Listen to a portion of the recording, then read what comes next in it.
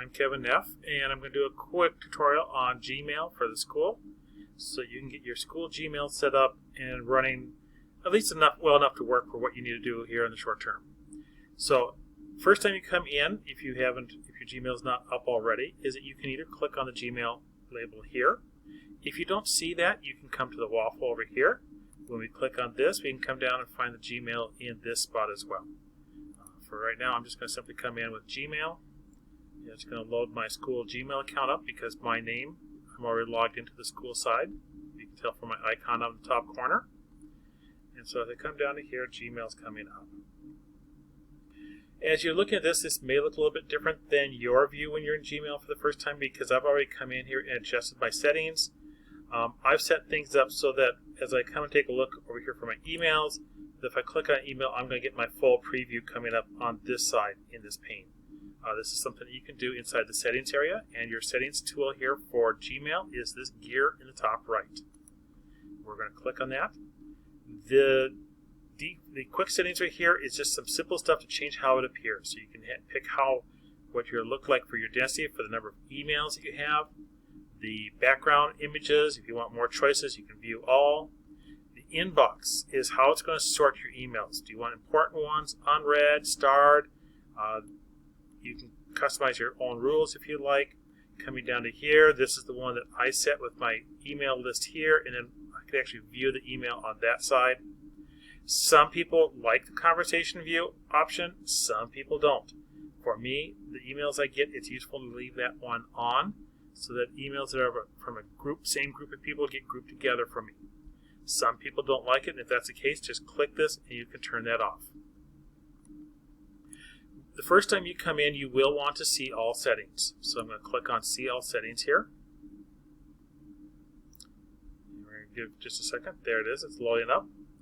One of the things as we come into here, I'm just going to show a few of the things that I changed that I felt was useful. First down here was under maximum page size. I changed this to 100. I normally get more than 50 emails in the course of a day, and I like to see all my emails I have that day on the same page. So I've set this to 100. And that lets me at least get through the day's stuff and be able to delete them. The cancellation button is this is the oops button. Right now it's defaulted to 5 seconds. You got 5 seconds to cancel sending an email and pull it back before it goes out for real to the world. You can adjust that time as you need. 5 seconds is probably reasonable for most people. The rest of this we're going to leave alone. Grammar suggestions, leave that on. Leave the spelling suggestions on. I normally recommend that the autocorrect stays on, but if you're having problems with that one, scientific words or some special names, you can definitely turn that off, but leave the spelling suggestions on and the grammar. That helps catch some of those words, those phrases that you would rather not have go out in mistake to parents or families in the outside world. Smart Compose, I leave that one on. As you type your emails, Google will start to learn what kind of phrasing you use, and we'll start to suggest some of them. If you see one of those pop up, hitting the tab key or the right arrow key on your keyboard will accept that suggestion from Google, and then you can continue typing. Coming down farther, again, another place to turn off conversation view if you don't like it. And then down here is, notice about how far down this is where you're going to create your signature. Now, I already have a signature made. So I have this in here. When you first make a new signature, this is going to be the only box you're going to see here. So it's going to say Create New. When you say Create New, it's going to ask you for a name for your signature. For example, I made mine called School Google. I'm going to call this one, for example, Temp. And I would say Create, and it would show up in the list. So now when I create this new signature, on the right-hand side is this empty box. This is where the signature goes. You can type in your new signature here. Do your colors and all those parts, or if you were lucky enough that someone has done a reply to you, you can copy your signature from a replied email that you have, highlight it, and then paste it in here.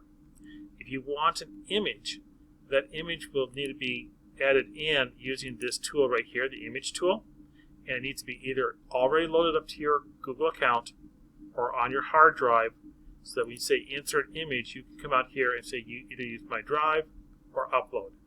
Generally, we recommend not to use a web address for storing the image for your emails.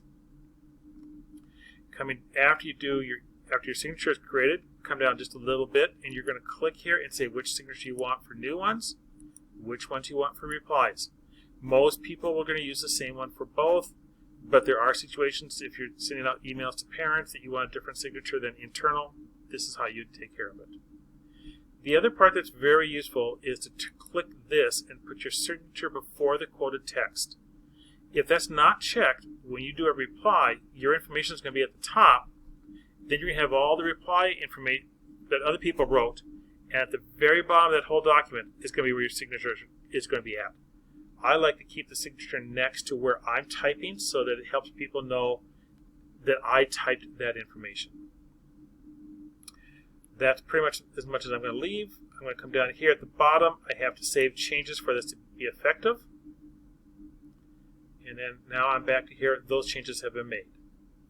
The last two things I want to show very quickly is that over here on this side, I have my inbox. If I come down here to more, this is important, especially the first couple of weeks that you're using your account, is that you can come down just a little bit, and here is the spam folder. I had to click more, and then I come down to spam. Once I click on my spam folder, if this item is not spam, that's something that's a good email, I can click this little box and say not spam. That will move it back into the inbox for me. The first couple of weeks you may need to do this quite a bit just so that Google can learn what spam is for you and what spam is not. If you're in here and you go, okay, I've got them all taken care of, the only items that are left are spam, I can leave it there, and after 3 days it's going to be automatically deleted. But since I'm checking this often to see if there's any spam that should not be, or any emails that should not be spam, I'm going to delete that each time I come in. That way, when I come in, I'm only looking at emails that have just come in recently, and it's a smaller list for me to check to see if there's something in there that should not be listed as spam. In my regular emails here, if I come into something and there's something in here that should be in that spam part, I'm going to take this one here, I'm going to click the X for it. Up here is report spam. I can hit this stop sign with the exclamation point, and when I do that, it's going to say, yep, do you want to report that as spam? Yes, I do. And it's now moved into my spam folder.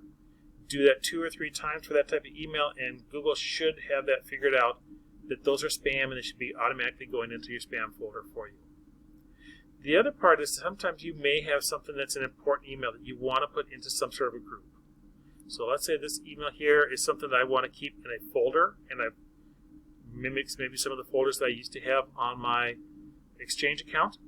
So I have this right here. Notice up here there's this folder with an arrow. That will let me move this into a folder. So if I've created a folder already for these, I can move it to here. The first time, if I don't have a folder that I like for that, I can come down to Create New, hit my Create New, and give this a folder. So I'm just going to call this a sample folder today. Okay, big name so I know I can get rid of it. Say Create. And I've now moved that email into that new sample folder today, and if I come down to here, it's in my list over here on the side. So I can click on these folders, open them up, see what's in there, and I can move my emails here into those folders to keep them organized. Thank you. If you have any questions, I know there's quite a bit more to Google than what we just did right here, but this hopefully is enough to get started. Send questions my way. Love to help. Thank you.